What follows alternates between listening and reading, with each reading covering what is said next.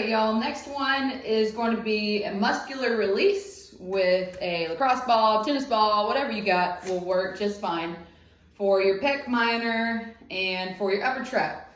So we talked about the tendency for the upper trap to carry a lot of stress in it. It's the biggest muscle in the shoulder, so it's going to take over and let your rotator cuff go on vacation.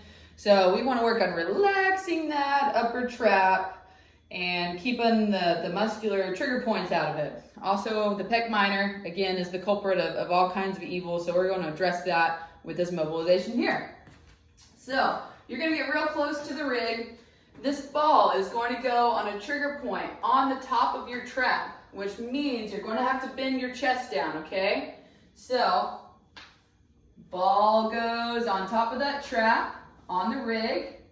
You may have to stabilize it with the hand that you're not using, and you're leaning forward, putting some pressure on top of that upper trap. If you don't feel a good trigger point, you can roll around and experiment with it a little bit. So from here, you're going to go overhead as high as you can, and then back behind your back into internal rotation as high as you can. And we'll repeat back and forth, flexion to internal rotation. We are going to go a minute on each side.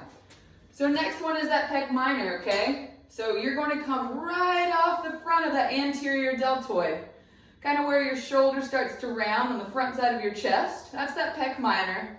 Most of us are tender there, so you'll feel it. The ball is going to go right into that pec minor. Lean in, and same thing.